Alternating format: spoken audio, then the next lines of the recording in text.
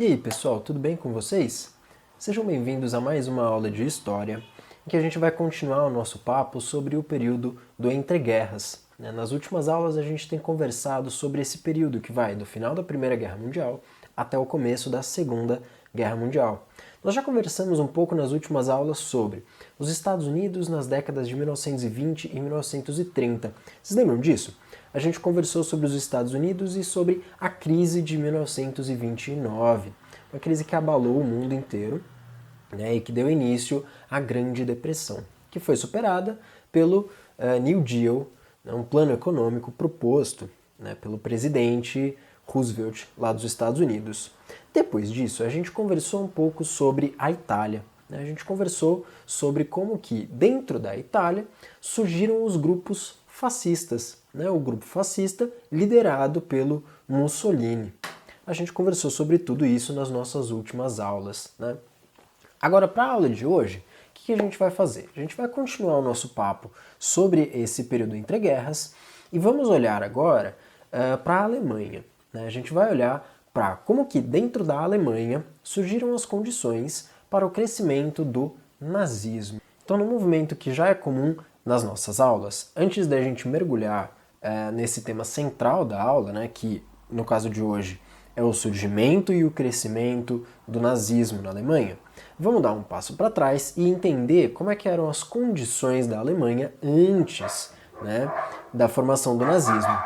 Como vocês sabem, a gente faz esse movimento, né, de dar um passo para trás para entender melhor esse contexto e ver como que as coisas surgiram historicamente nesse período e nessa região, né? Então vamos lá. A primeira coisa que a gente tem que lembrar é de como que terminou a Primeira Guerra Mundial.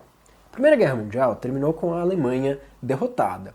Não só derrotada, mas como também culpada pela guerra naquele Tratado de Versalhes que foi assinado em Paris, né, no fim da Primeira Guerra Mundial. Esse Tratado de Versalhes determinou que a Alemanha, né, tinha saído como derrotada.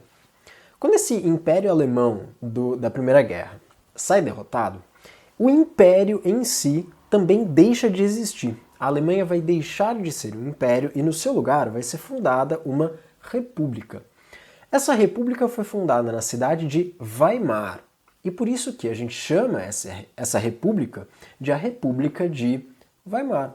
Uma república democrática e parlamentarista, ok? Essas são as principais características da república, que vai ser formada depois da queda do Império Alemão no fim da Primeira Guerra Mundial, ok? Então, a gente tem essa República de Weimar, e é essa república que vai representar a Alemanha lá no Tratado de Versalhes, né? E como que funcionava a política dentro dessa república? Bom, ela é democrática, ok? Então, todos os políticos vão ser democraticamente eleitos. Voto popular. As pessoas vão até uma urna e votam nos seus representantes, tá? Esse não era uma república presidencialista. Por exemplo, a nossa república de hoje é presidencialista aqui no Brasil. Então, o chefe máximo do executivo é o presidente, ok? A Alemanha, naquele período, não era presidencialista, ela era parlamentarista. Então, quem que é o grande representante do poder executivo? Esse grande representante é o primeiro-ministro, ok? Existe a figura do presidente, mas o presidente, nesse caso, ele é uma figura muito menor, muito mais apagada. Ele representa a Alemanha, mas não tem poder de decisão. Se a gente for fazer uma comparação bem solta, bem vaga aqui, só para a gente conseguir entender um pouco melhor, é como se o presidente da Alemanha fosse como a rainha da Inglaterra, saca? A rainha da Inglaterra é a grande representante da Inglaterra, mas ela não governa, quem governa é um primeiro-ministro. Mesma coisa com o presidente da Alemanha na República de Weimar, tudo bem? O parlamento, por sua vez, era chamado de o Reichstag. Reichstag era o nome do parlamento alemão nesse período. E essa República de Weimar, que estava nascendo ali em 1918, 1919, né, com o fim da Primeira Guerra Mundial, é uma república que já nascia muito fragilizada. Primeiro porque a Alemanha tinha sido extremamente destruída durante a Primeira Guerra Mundial. Então o próprio país estava mais fragilizado, né? E uma das primeiras coisas que a República de Weimar fez foi justamente assinar o Tratado de Versalhes, que colocava os alemães como grandes derrotados e culpados pela Primeira Guerra Mundial. Ou seja, isso colocava a República de Weimar numa posição muito desconfortável, né? Porque eles ficavam como os responsáveis por terem assinado esse Tratado de Versalhes. Então é nesse contexto que a Alemanha se encontra ali no fim da Primeira Guerra Mundial. E é ali no ano de 1920 que vai ser fundado o Partido Nacional Socialista dos Trabalhadores Alemães, para encurtar, o Partido Nazista. Esse partido, a origem dele, data de um pouco antes de 1920. Né? Ele nasceu como só o Partido dos Trabalhadores Alemães. E ele tinha uma origem bastante trabalhista, ou seja, era um partido para representar os interesses dos trabalhadores alemães, trabalhadores de fábrica, etc. e tal. Tinha uma questão muito trabalhista mesmo nesse partido. Agora, lá em 1920, o Partido dos Trabalhadores Alemães vai mudar de nome para virar, aí sim, o Partido Nacional Socialista dos Trabalhadores Alemães. E essa mudança, né, do partido não é só do nome, é também na orientação desse partido. Um partido que estava muito voltado para defender as causas dos trabalhadores, para pedir por melhores salários, etc. e tal, o partido vai se distanciando dessa origem deles. Né? E tudo isso é por conta da influência de um membro desse partido. Um membro que não foi fundador, mas que se tornou cada vez mais o membro mais importante, o grande protagonista desse partido, que é um cara chamado Adolf Hitler. Né? Apesar dele não ter sido um dos fundadores, ele é que vai tomando as rédeas, vai tomando a liderança desse partido, dando para ele uma perspectiva muito diferente daquela original. Né? E quais são as ideologias que vão formar esse partido? Em primeiro lugar, ele vai ser um partido ultranacionalista. Por quê? Porque os nazistas vão entender que eles vão seguir um pouco aquela tendência europeia, né, de valorização do nacional, né, valorização da sua nação, da cultura local, do local de origem, né, e eles entendem que o solo da Alemanha é um solo sagrado, portanto, deve-se defender essa nação. E eles entendem também que a nação alemã só não está crescendo tanto quanto ela deveria por conta de inimigos externos. Por conta de quem? Bom, por conta da Inglaterra, da França, né, dos países que assinaram o Tratado de Versalhes e que estão impedindo, na cabeça dos nazistas, que a Alemanha cresça a todo o seu potencial. Ok? Então, essa é uma estratégia bastante típica dos nazistas, né? Culpar um outro pelas suas dificuldades. Tudo bem, pessoal? Seguindo essa tendência de colocar a culpa em alguém externo, os nazistas também entendem que o marxismo é um grande mal que existe ali na Europa do século XX. Né? Eles veem o que aconteceu lá na Rússia e eles falam que não querem aquilo. Né? Eles entendem que o mal estava ali na União Soviética, representado pelos bolcheviques, e que esses bolcheviques tinham um plano para dominar o mundo. Ok? Então, a ideia deles é, a gente tem que se defender desses caras e, portanto, ser contra os comunistas e contra os bolcheviques. Junto com os bolcheviques, eles vão entender que dentro, né, desse plano de dominação mundial estão também os judeus. Eles entendem que os judeus também fazem parte desse plano para a dominação mundial e eles querem evitar isso. Entendem também que os judeus foram um dos culpados pelo desastre que foi a participação da Alemanha na Primeira Guerra Mundial. Então eles vão entender que os judeus não só querem dominar o mundo, mas também são culpados pela derrota alemã na Primeira Guerra Mundial. Isso já começa a dar uma cara de antissemitismo também para o partido nazista alemão. Ok, galera? E aí, esses caras também entendiam que, por serem de uma origem sagrada, né, do solo sagrado alemão, de fazer parte dos germânicos, né, do grupo germânico dos arianos, que por conta de tudo isso, esses arianos germânicos de verdade são superiores, biologicamente na cabeça deles, eles são biologicamente superiores a todas as outras raças e etnias. Bom, daí é muito claro pra gente que esses caras são simplesmente racistas. Né? Se eles entendem que uma raça é superior às outras, como que a gente chama isso? simplesmente de racismo, ok? Entendem que as outras raças, entre muitas aspas, né, são inferiores. Coisa que, vamos lembrar, a biologia já provou pra gente que está completamente errado. Tudo bem? Esse grupo do partido nazista vai se organizar de uma maneira muito parecida com aquele outro grupo que a gente estudou lá da Itália, com os fascistas. Eles têm uma origem muito parecida, criando grupos paramilitares, grupos armados que saem nas ruas combatendo os seus inimigos, né? Combatendo tanto judeus, praticando violência contra judeus, quanto violência contra organizações de esquerda, os sindicatos, o Partido Comunista Alemão, etc. e tal, ok? Os dois principais grupos paramilitares que a gente vai, né, que a gente tem que lembrar são a SA e a SD. Não se preocupa muito com o que significam essas siglas, tudo bem? Mantenham na cabeça simplesmente que, dentro do partido nazista, existiam estruturas paramilitares de gente armada que saía por aí na rua para combater, para promover a violência. Tudo bem, pessoal? E quais são as principais reivindicações ali desse grupo nazista? Em primeiro lugar, o abandono do Tratado de Versalhes. Para eles, essa devia ser a primeira pauta do governo alemão. Abandonar o Tratado de Versalhes. Por quê?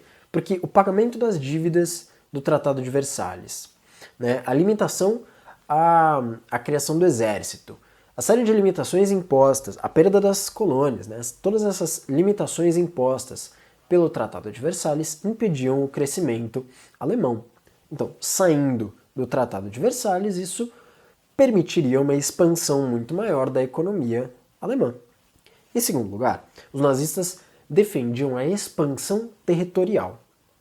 Porque para eles, quanto mais terras você tem, mais colônias, etc. e tal, maior é a sua possibilidade de continuar expandindo-se economicamente, ok? Esse grupo, surgido ali em 1920, começa, né, a divulgar suas ideias e tentar convencer as pessoas a seguirem o grupo. Eles vão lentamente conseguindo mais seguidores. E, lá no ano de 1923, os nazistas achavam que tinham gente suficiente para tentar tomar o poder no estado da Baviera, lá na Alemanha. Só que eles não iam tentar fazer isso de maneira democrática. Como que eles tentaram fazer isso? Por meio de um golpe. Em 1923, os membros do Partido Nazista se reuniram em uma cervejaria, onde eles geralmente se reuniam, e ali, naquela cervejaria, eles planejaram tomar o poder do Estado, né, da província da Baviera. Então eles saíram nas ruas para tentar dar um golpe no Estado. Problema, eles não tinham gente o suficiente para fazer isso. Rapidamente, a polícia alemã controlou esse movimento, prendeu os caras e acabou. Só que esse evento foi simplesmente isso, uma tentativa de conquistar o poder. O principal líder do Partido Nazista naquele momento já era o Adolf Hitler. E, em 1923, então ele foi preso e passou praticamente o ano inteiro de 1924 preso. É nesse tempo em que ele está na prisão que ele escreve o livro Mein Kampf, A Minha Luta. Esse livro é uma reunião de todas as ideias do Hitler. Ele escreve lá as ideias dele e ele tenta dar uma cara de filosofia de verdade, uma cara de teoria para esse negócio. Ele vai catando, né, ideias filosóficas de vários autores, distorcendo essas ideias para caber naquilo que ele pensava, para defender o ponto de vista dele. Tudo bem? E esse passou a ser, então, o livro de cabeceira de todos os nazistas. É a partir desse livro, né, que eles definiam toda a ideologia dos nazistas. Tudo bem, pessoal? Depois da tentativa de golpe lá da cervejaria da Baviera, e principalmente depois do Hitler ser solto, no fim de 1924, o Partido Nazista conseguiu divulgar suas ideias e foi conseguindo cada vez mais seguidores, né? Então, eu trouxe alguns números pra gente aqui, né? Em 1923, tinham cerca de 25 mil pessoas filiadas ao Partido Nazista, enquanto que em 1929 tinham 180 mil pessoas. Percebam que quanto mais a gente caminha, né, nessa década de 20, mais o Partido Nazista consegue ter seguidores, ok? Quanto mais a gente se aprofunda na crise econômica alemã, mais o Partido Nazista consegue seguidores. Crise econômica que a gente vai conversar agora mesmo. né? Em todo esse contexto, né, em todo esse tempo, a economia alemã estava lentamente conseguindo melhorar, de maneira muito lenta. E, por diversos motivos, né, esse crescimento era lento, esse crescimento não conseguia ser muito grande. O primeiro dos motivos é justamente o Tratado de Versalhes. Aquele tratado colocava um limite no crescimento alemão, né? Justamente porque a Alemanha tinha que pagar uma dívida enorme para os estados vencedores da guerra. E de onde que a Alemanha ia tirar esse dinheiro? Bom, das suas indústrias não dava muito bem para ser, porque as indústrias alemãs estavam super destruídas. Então, de onde que a Alemanha vai tirar dinheiro para isso? A solução, né, do governo foi bastante simples. Imprime mais dinheiro. Imprime dinheiro. Conforme a gente vai imprimindo dinheiro, a gente vai pagando essa dívida, né, e a gente vai usando esse dinheiro para contratar trabalho aqui dentro da Alemanha, né, tentando fazer aquele ciclo que nem o do New Deal. Né, você aumenta a quantidade de dinheiro, consegue pagar as pessoas começam a trabalhar, conseguem consumir, daí a empresa vai lá e produz, etc e tal, né? E vai nesse ciclo até você conseguir superar a crise. E de alguma maneira, né, essa política econômica foi lentamente dando certo. Apesar de todos os governantes da Alemanha saberem que tinha um risco inerente a isso. O risco da inflação, né? O risco de você desvalorizar a moeda alemã. Agora, tem vantagens e desvantagens para isso. O principal problema é, quanto mais dinheiro você imprime, menos valor esse dinheiro passa a ter. Menos esse dinheiro consegue comprar. Então o grande risco dessa política econômica era gerar inflação, gerar essa perda do poder de compra dos alemães. Os governantes tinham em mente que existia esse risco. No entanto, eles acharam que as possíveis vantagens da política econômica seriam maiores do que o risco dessa inflação. O problema é que, conforme o tempo foi passando, os governantes alemães perderam o controle dessa inflação. Ela começou a sair do controle, se tornou tão grande que não tinha mais como eles controlarem. Aquela inflação foi espiralando e chegando até uma hiperinflação, quando o aumento dos preços não vai sendo mais constante. O aumento dos preços passa a ser exponencial.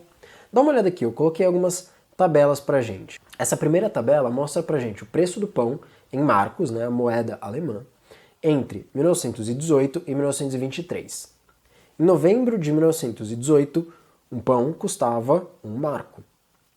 Em novembro de 1922, um pão custava 163 marcos. Em setembro de 1923, um pão custava 1.500.000 marcos. Em novembro de 1923, um pão custava 200 bilhões de marcos. Agora vamos dando uma olhada aqui nessa tabela de número 2. Essa tabela mostra a comparação entre o marco e o dólar entre 1914 e 1923. Então olha ali. Em 1914, um dólar custava 4,20 marcos. Em julho de 1920, um dólar era 39,50 marcos.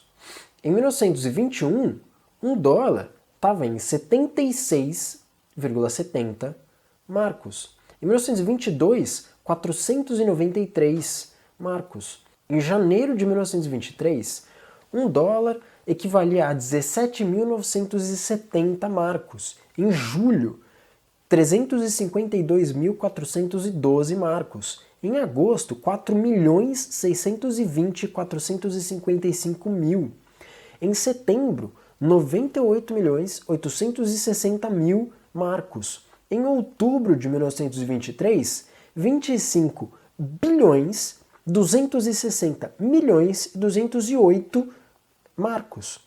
Em novembro de 1923, um dólar equivalia a 4.200.000.000.000 de marcos.